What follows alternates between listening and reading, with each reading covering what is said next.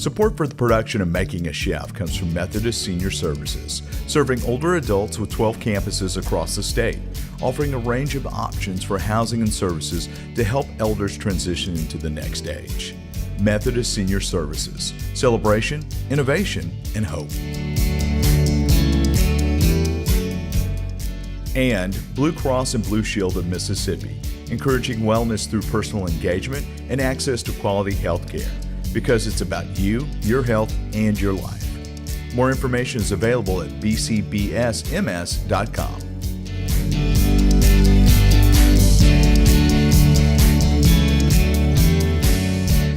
6 cups of water, 4 tablespoons of butter, a 1/4 cup of milk. Hey Dave, what you doing? Cooking this, I don't even like it. Wow, you don't like mac and cheese. What's wrong with you? I am a sucker for this once in a blue moon, but if you're really hungry, I know someone who can teach me how to make some real pasta. All right, so I'm gonna go do that. You go watch some television, and we'll get you some good food by the end of the day. All right?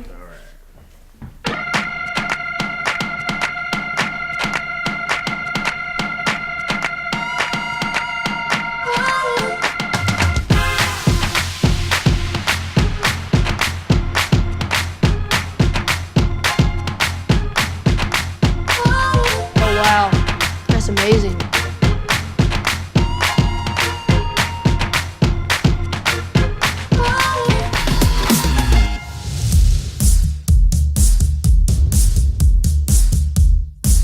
When I'm on the prowl for good Italian food and good pasta, I come to City Bagel. Chef Dillon has trained for years in the art of pasta making. He's gonna show me the ropes and how he does his basic pasta.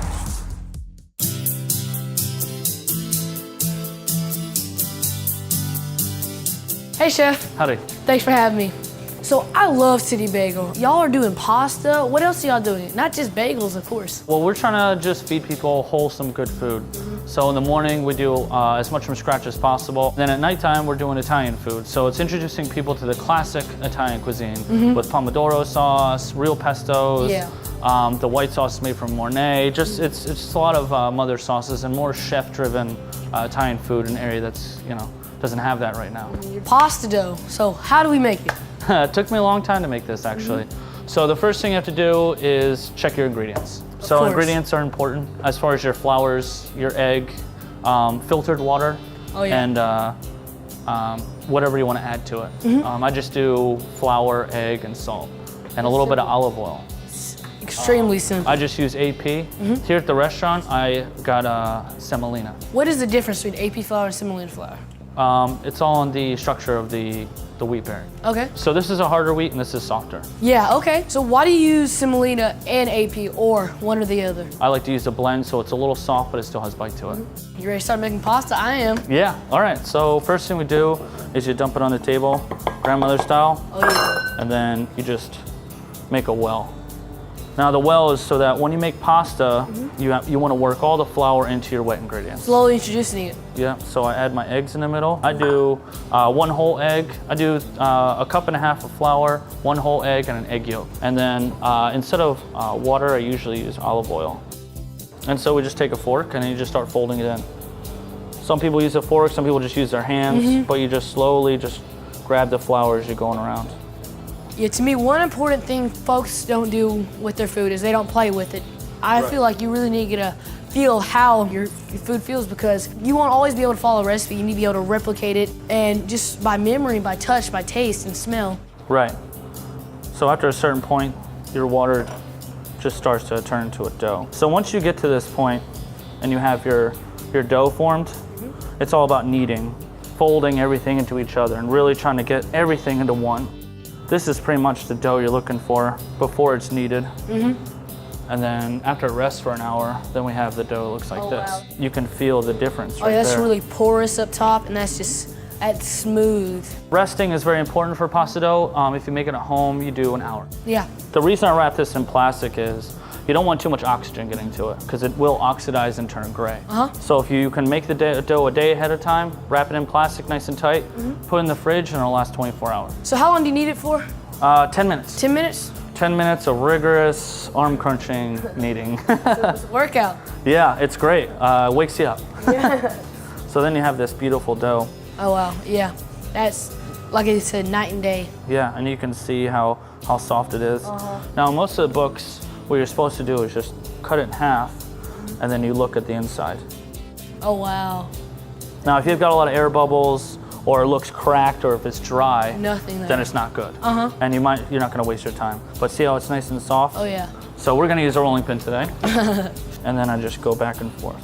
So about how thick you're trying to roll it out? Depends on how thick you want your pasta. So the thicker your pasta, you want something that really clings to it, or harder your food. Like if you want to fold in like bolognese or something like that, you probably want a thicker noodle. But if it's something that's light, like a white wine sauce that you want something softer and lighter, you'd go thinner. Okay. So we're gonna put a sauce on this today? Yeah, so I prepared a butternut squash dish. Butternut squash, red onion, a little bit of baby spinach, and nutmeg and a little Parmesan Reggiano. Talking my language, I love nutmeg. I use it in just about anything I can. It's delicious, underrated in some places. Extremely underrated. So as you can see, I'm flipping the dough over. I don't like to roll dough on one side constantly, because what it does is it digs in, and then it sticks, and when you have this beautiful thin dough, it tears apart. Pasta is so versatile, and it's a quick and easy dinner for scratch. So you're making this really thin. I can just about see the counter through it. Yeah, I learned how to make pasta through reading books. Yeah? I was lucky and I came across a book from the 60s, and it just showed it step by step, and it just a history of it, and just really inspired me to try to do pasta instead of just buying the dollar ones in the store. It's a labor of love, definitely. Without a doubt, without a doubt. A lot of the pictures you'll see are grandfathers or grandmothers or people from, I don't know, just the older generation teaching younger ones how to make good food. Oh yeah. So what you do is you just take it and then tuck it and you roll it. Now to do this, you need a sharp knife and just patience. I see how I'm spreading my fingers out and trying to keep it. So you just roll it, just like that. And then you get to see how thick your noodle is gonna be. Oh wow. So just take your knife and then that's gonna be how thin or thick your pasta is gonna be. Oh, that's beautiful. So the one thing that's important for this before you roll it up is you see how I can just do this? It's because I rubbed it down with a little bit of flour. It's not if you don't sticky. do that, your knife is gonna push it all together and you have you're gonna have gnocchis if anything. Which isn't a bad thing. I do love gnocchi. Yeah. So you just take it and then just using a sharp knife, you choose the width you want. Yeah. So I'm just gonna go like this. And then what you do is you just uncurl it. And the great thing about hand-cut fettuccine is that it all has its own personality. When you're eating it, you can tell, and it kind of puts a little more love into it. It's handmade, exactly. Yeah. See how all these are kind of different? Yeah, But because of the flours you're using, it's still gonna have a soft bite to it. It's amazing. And it gets a little difficult if you go any thinner than this. Then you're gonna be here and it's gonna get frustrating, you start sweating, and then you're gonna be mad. Yeah. But you see how the flour, when you roll them, they just come apart. That's what you're looking for. All right, so our pasta's all pulled out, so we're gonna go cook it. Perfect. And make a delicious dish.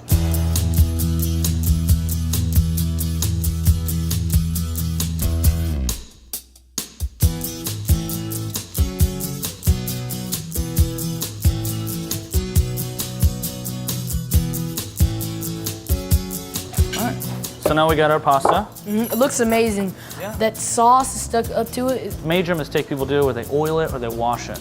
Now you ruin that whole thing. Have you ever had eaten a pasta where you just pull it out and just no sauce and just pasta? Oh yeah. That's what happens when you wash it. Because the starches are on there, you can really see how the sauce is sticking to it. So every bite you get that delicious flavor you've been looking for. It also cooked incredibly quick. What was that, 4 or 5 minutes? Yes, so it's 3 to 7 for fresh pasta, hand rolled. If you do through a machine, it takes a lot less.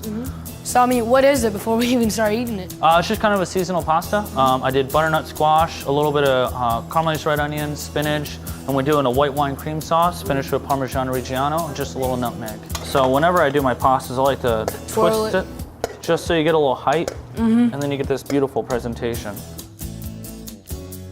It smells amazing. It looks amazing. All the vibrant colors in it. It just reminds me of fall.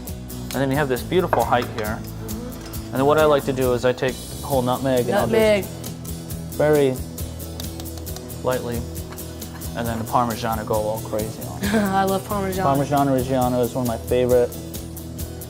So I just really smothered in that. So, just to recap, you don't need a fancy pasta machine. You can make it by hand. Make sure you have the right ingredients. Make sure you're using quality ingredients, and just play around and have fun with it. Yeah, I mean, it's like cooking anything. I'm tired of looking at it. I'm ready Let's to taste try it. Let's go for it.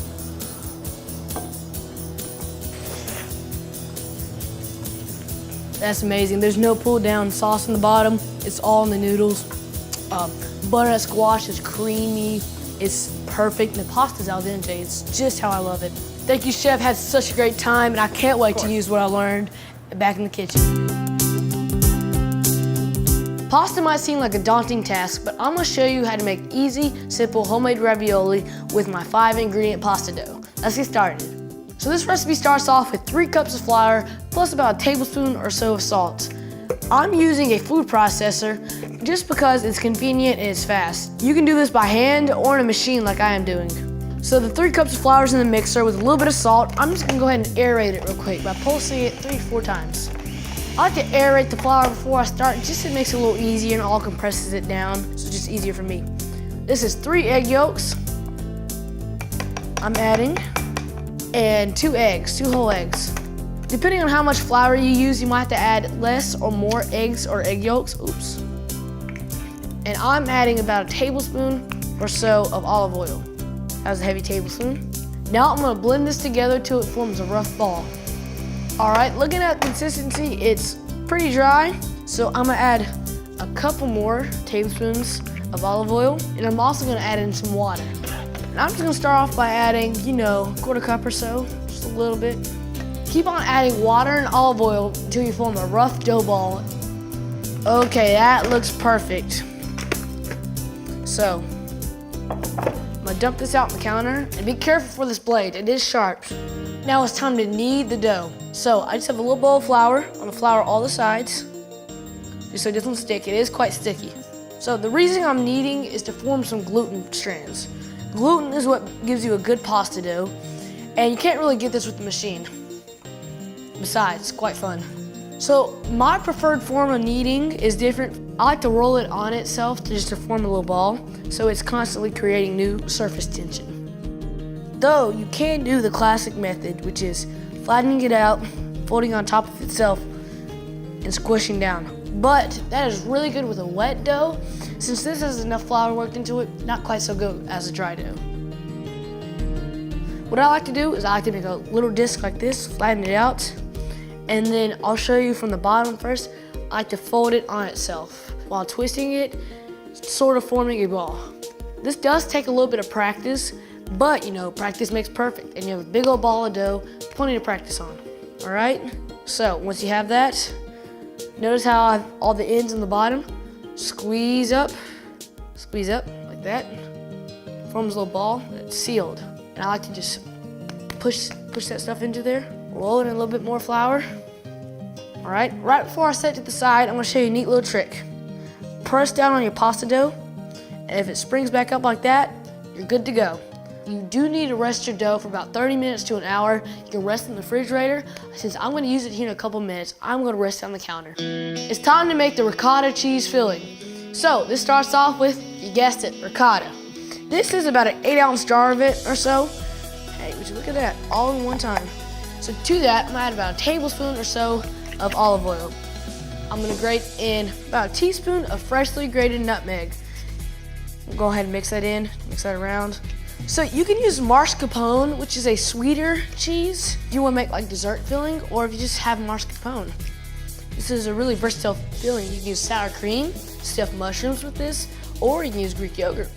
In here is about a teaspoon of parsley, a tablespoon each of basil and dried oregano. All those are dried. About a teaspoon or so of salt. Just a simple herb mix, good Italian herb mix. So it gives it some nice flavor. Beautiful. Fresh cracked black pepper. That's a mouthful. You always need fresh cracked black pepper. There's just something about the essential oils that are released when you crack it. There's no comparison. So this is also 3 cheese ricotta filling. So the 2 cheeses comes in half a cup of store-bought pre-grated mozzarella cheese. You can use the fancy stuff. I don't bother, it's getting boiled anyway inside the ravioli. That looks good. Quick taste. Very well seasoned. Now, I'm gonna add a quarter cup or so of freshly grated Parmesan until it's fresh. All right, and at that taste, you need a little bit more nutmeg. That's too much nutmeg. So I'm gonna let this rest for a couple of minutes. The more you let it rest up to a certain extent, the better it will become. So let this rest for 10, 20 minutes just to get the basic flavor going. The dough's rested for about 20 minutes. It still has a spring to it, but you can just feel it. I mean, it's beautiful. So, my methodology for cutting up and dividing pasta, quarters. It's easier to work that way. Too much will clog up the machine. Too little won't give it anything to bite on. Set these to the side. And I'm just gonna put on a little flour, a little more flour, just to lightly flour it up because that can get extremely sticky in there. I like to form this into a rough rectangle or so and pull out one side so it's thin compared to this side. I don't know if you can see, it's thick. Then first things first, you need to have your pasta machine on the lowest setting you can go. And I like to put the thin side in first, just so, at least in my pasta machine, it bites better. There we go. So normally I like to have two hands, but this is TV. One hand rolling and one hand pulling it out has to do. What I like to do, flour it on the inside and fold it into thirds. Folding it into thirds to create nice layers so it gives you better texture in the mouth. And I'm gonna do that 3 times. There we go. This is gonna be a nice long piece of pasta, so it'll be a little difficult to roll out. But then again, you have to pay a price for deliciousness. All right, if my calculations are correct, I lost count. I'm pretty sure this is the 3rd time. There we go. So I'm just gonna square it off a little bit. Save that to the side, let it rest. If you have extra pasta, when you cut it off, let it rest and do that last. Easier that way, easier on the machine, easier on you. All right, flour up both sides because it's starting to stick in there. I can just feel it. Now it's time to move up the pasta machine by 1 setting, making it a little bit thinner. You don't have to use a hand cranked pasta machine. It is really nice and it's really cool. You can roll it out by hand. It's harder, but you can still get a good result from it. Each time you roll it out, make sure you go up a number. It makes it thinner and thinner to get the perfect thickness. Right now I'm on number 4, and I like to stop about 5 or 6 on ravioli.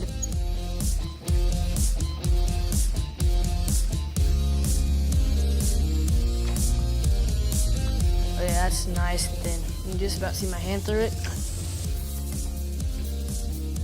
All right, this is a little difficult to handle. Cut it in half. 4 is where I stopped on this sheet. So, flour it up a little bit, set it to the side, and I'll roll it out. I have to put a little flour in about this point because it's really thin in there. If it sticks and you get stickage, you're in a bad place.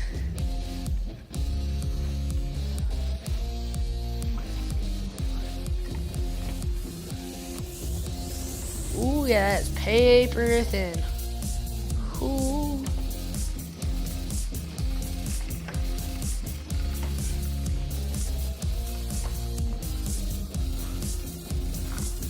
Now that I have this first strand done, I'm gonna go ahead and finish off the second one and we can stuff it. We are all done. There we go. So I have the pasta all rolled out, I have my stuffing or filling, depending on how you want to say it, have my water. Water's gonna come in handy in a second, and my roller. I'm gonna go ahead and lay out the filling.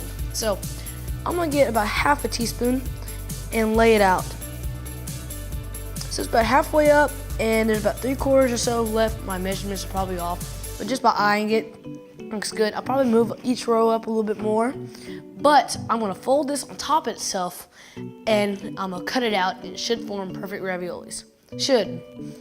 This is always kind of play as you go type of situation. All right.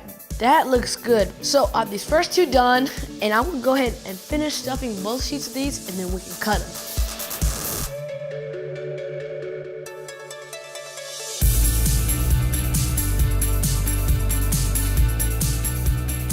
this is just an easy way for me to do it. I can use my hands pretty well in the kitchen.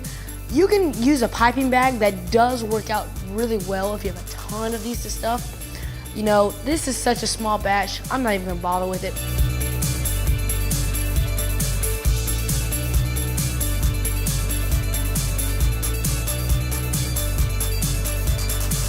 We're done filling, finally. Only took about 3 minutes or so. Right here, I have a little bowl of water, mainly because I don't really have an egg to spare. Water will do fine. And I'm using my fingers, easier, just because I'm used to cooking with my hands. You can use a pastry brush, water, and my finger is fine for me. So, go down each line.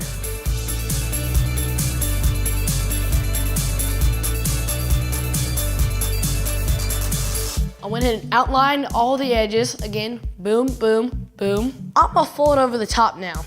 So, kind of like we're making cinnamon rolls, gotta go slowly, just piece by piece. There we go, there we go. So try to line it up, the edge, go. So now I have to outline this filling. Again, boom, boom, boom. That's how I like to do it.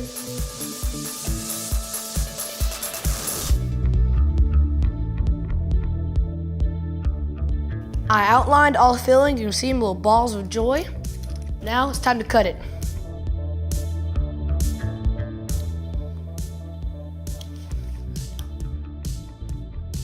All right, and cut off all the extra in between.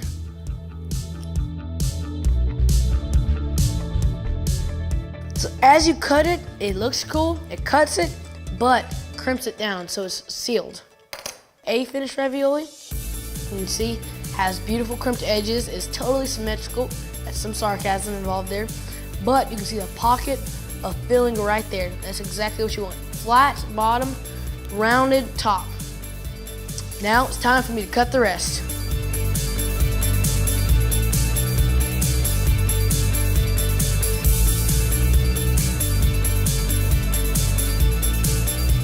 And there's your ravioli. Now, pick it up. So normally, if you have it well floured, you can pick it up and have to just set it to the side. To make sure no filling leaks out, pitch all the holes that came. Now we finish up the first batch, we're gonna go ahead and repeat that process in the second batch and boil them. It's time to make the sauce and boil the ravioli. We'll start off by making the sauce. So this is a 1/4 cup of butter. I'm gonna let that melt down until it gets to a brown point. You can tell it's brown when it smells nutty, fragrant, and guess it's brown. Also gonna add 2 bay leaves. You can use sage or you can use bay leaves. These are dried. I like using bay leaves. Sage is very traditional. So keep this on, medium high heat till it melts and it starts bubbling.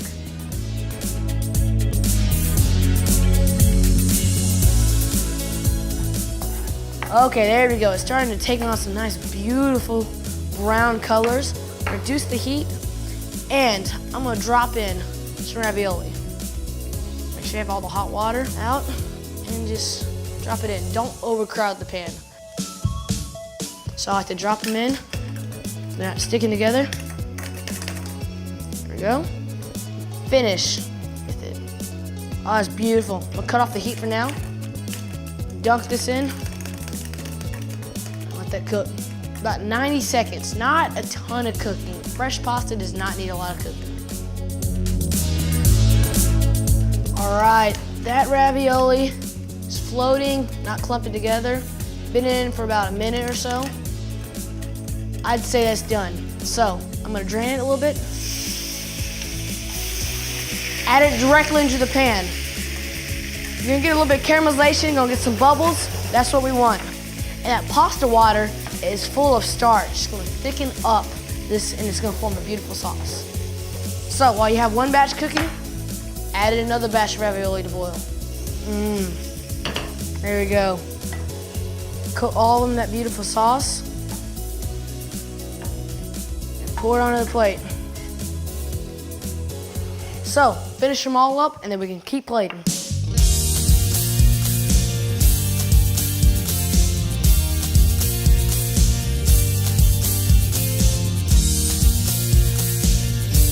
Final touches time. Parmesan is pasta's best friend. And I like loads of Parmesan. Probably more than what's healthy for you.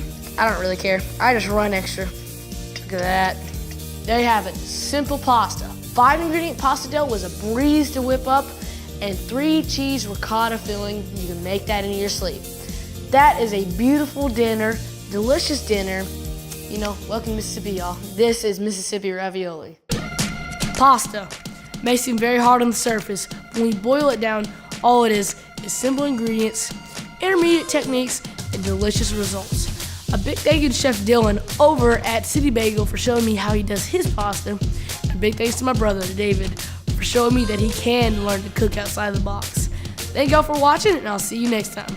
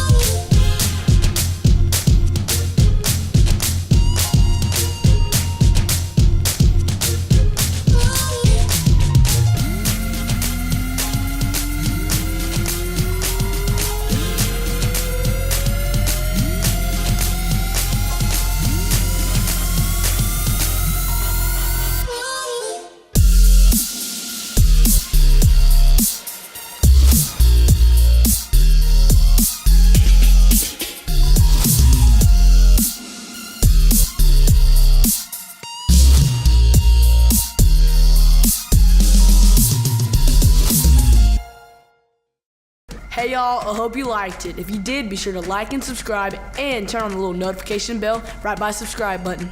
Thank y'all for watching. I'll see you next time.